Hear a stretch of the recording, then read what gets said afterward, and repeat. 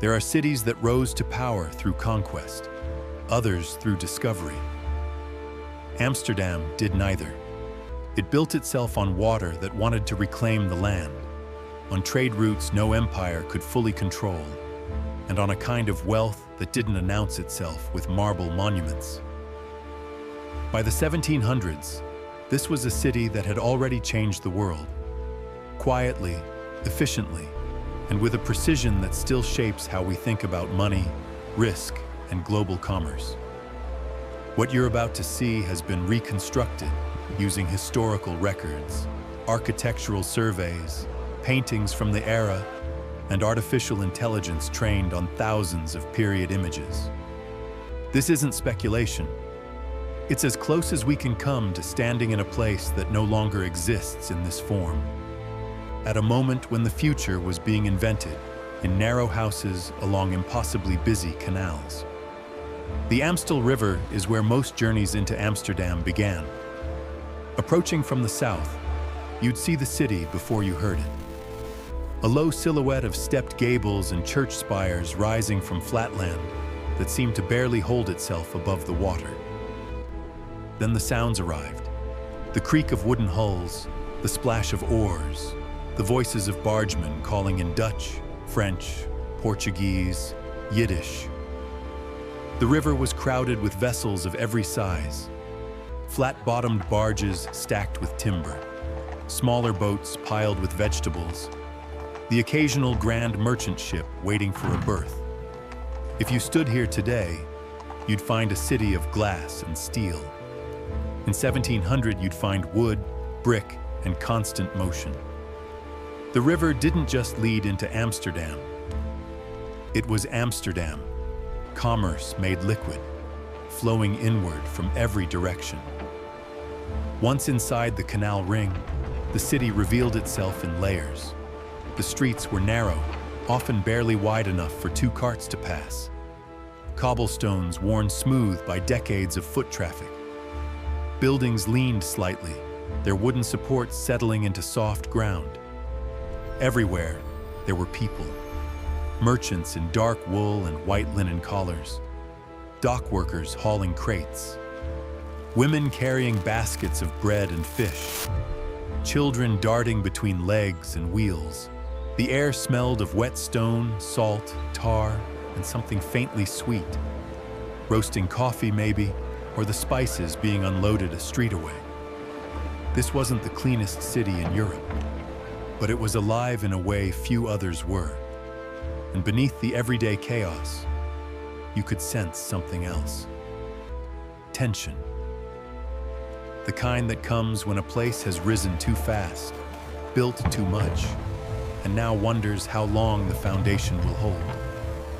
The heart of Amsterdam's prosperity wasn't grand. It was methodical. Walk along the Herengracht or Keizersgracht, and you'd see warehouse after warehouse, their hoists extending from the roofline like mechanical arms. Inside, goods from 6 continents.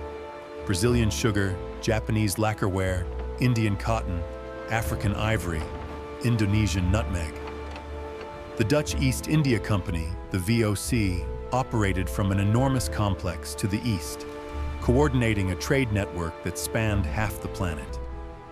Merchants gathered in coffeehouses and exchanges, negotiating deals in multiple languages.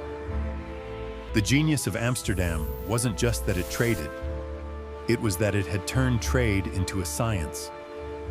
Bills of exchange, insurance contracts, joint stock companies. These were tools invented or perfected here, and they worked. Until slowly, they didn't. The cracks were already showing by the 1700s, though few wanted to admit it yet.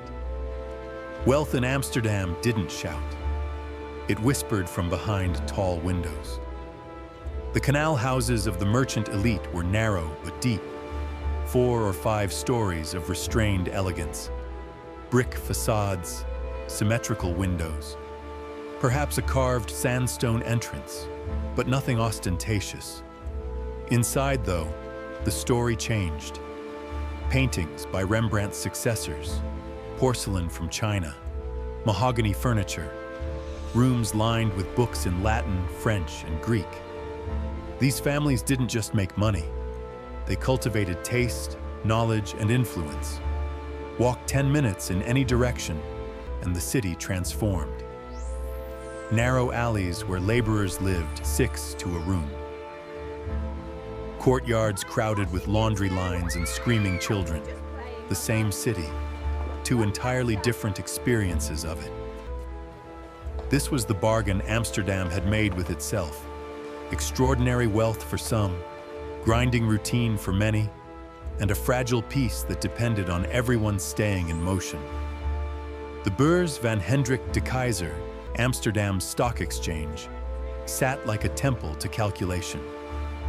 Built of pale stone, open to the sky, filled from morning to evening with men trading shares in ships they'd never seen, carrying goods to places they'd never go. This was where the future was invented.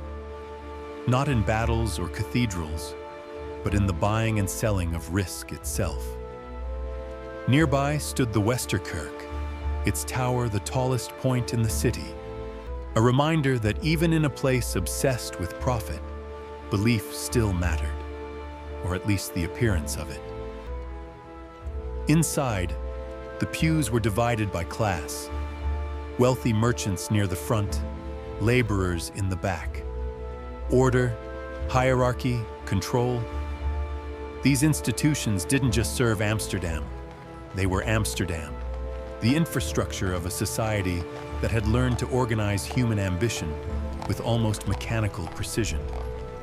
And yet, even here, something was shifting. Other cities, London, Paris, were learning the same lessons.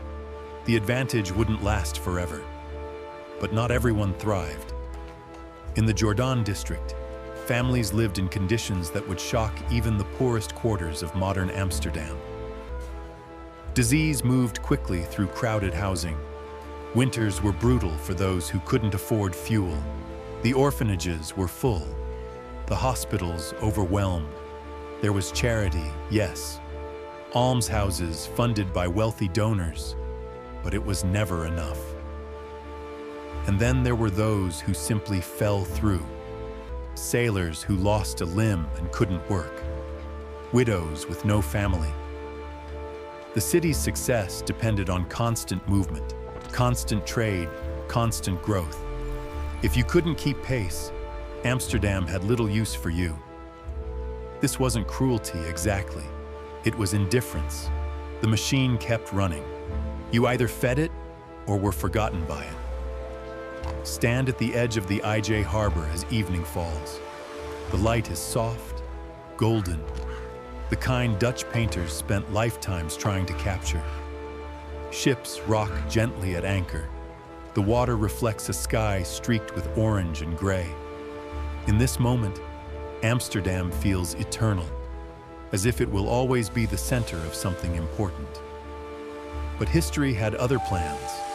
Within decades, the Dutch Golden Age would fade. The VOC would collapse under debt and corruption. Other powers would rise. The canals would remain, the houses would stand, but the energy, that sense of being at the center of the world, would move elsewhere. What Amsterdam left behind wasn't buildings. It was a template. A way of organizing capital, risk, and ambition that every modern financial system still uses. The boardrooms of New York and London and Hong Kong are Amsterdam's children, whether they know it or not. This is what time travel really means. Not just seeing what was, but understanding what it became. If you want to walk through more cities at the moments they shaped the future, Paris in the 1800s, Kyoto in the 1600s, Cairo in the 1300s, let me know in the comments. We're not done yet. The past is waiting, and it's closer than you think.